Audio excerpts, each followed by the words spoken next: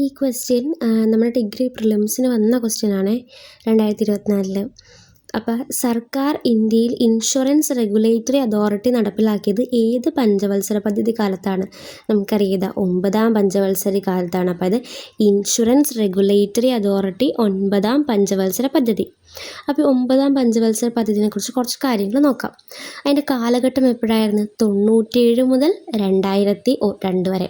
അതായത് 1997 മുതൽ 2002 വരെയാണ്. അപ്പം സാമൂഹിക നീതിക്കും സമത്വത്തിനുമൊപ്പം എന്ന ലക്ഷ്യത്തോടെയാണ് 9ാം പഞ്ചവത്സര പദ്ധതി ആരംഭിച്ചത്. എന്താണ്? സാമൂഹിക നീതിക്കും സമത്വത്തിനുമൊപ്പം. 9ാം പഞ്ചവത്സര പദ്ധതിയിലെ മറ്റ് ലക്ഷ്യങ്ങൾ എന്തൊക്കെയാണ്? സ്ത്രീ ശാക്തീകരണം, വികേന്ദ്രീകൃത ആസൂത്രണവും ഗ്രാമവികസനവും, പ്രാഥമിക ആരോഗ്യ സൗകര്യം. ഇനി സ്വാതന്ത്ര്യത്തിൻ്റെ സുവർണ ജൂബിലിയുടെ കാലത്ത് ആരംഭിച്ച പഞ്ചവത്സര പദ്ധതിയാണിത്, 9ാം പഞ്ചവത്സര പദ്ധതി. അപ്പോൾ 9ാം പഞ്ചവത്സര പദ്ധതിനെ എന്ത് പദ്ധതി എന്നറിയപ്പെടുന്നു? ജനകീയ പദ്ധതി എന്നറിയപ്പെടുന്നു. അടൽ ബിഹാരി വാജ്പേയി ആയിരുന്നു ഈ പഞ്ചവത്സര പദ്ധതി നടപ്പിലാക്കുന്ന സമയത്തെ പ്രധാനമന്ത്രി. 9ാം പഞ്ചവത്സര പദ്ധതി സമയത്താണ് ഇന്ത്യ 2ാം ആണവ പരീക്ഷണം നടത്തിയത്.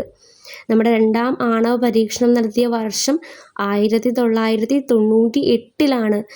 അതിൻ്റെ ഡേറ്റ് പറയാനാണെങ്കിൽ മെയ് 11 മുതൽ 13 വരെ. ഇനി നമ്മുടെ കുടുംബശ്രീ ആരംഭിച്ചത് ഈ പഞ്ചവത്സര പദ്ധതി കാലത്താണ്. അതെന്നാണ്? 98 തന്നെയാണ്, മെയ് 17.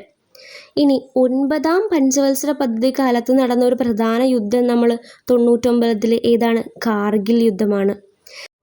പ്രാഥമിക വിദ്യാഭ്യാസത്തിൻ്റെ നിലവാരം ഉയർത്തുന്നതിനായി 9ാം പഞ്ചവത്സര പദ്ധതി കാലത്ത് നടപ്പിലാക്കിയ പദ്ധതിയാണെന്ത്? SSA. അതായത് ഏതാണ്? സർവശിക്ഷാ അഭിയാൻ. അതായത് 2001. ഇനി നമ്മുടെ POTA act, prevention of terrorism act നടപ്പിലാക്കിയതും നമ്മുടെ 9ാം പഞ്ചവത്സര പദ്ധതി കാലത്താണ്. ഈ 9ാം പഞ്ചവത്സര പദ്ധതിയിൽ അതിൻ്റെ വളർച്ചാ നിരക്ക് എത്രയാണ് ലക്ഷ്യമിട്ടത്? അത് 6.5 ലക്ഷ്യമിട്ടത്. എന്നാൽ 5.4% എന്ത് പറ്റിയുള്ളൂ? കൈവരിക്കാൻ സാധിച്ചുള്ളൂ.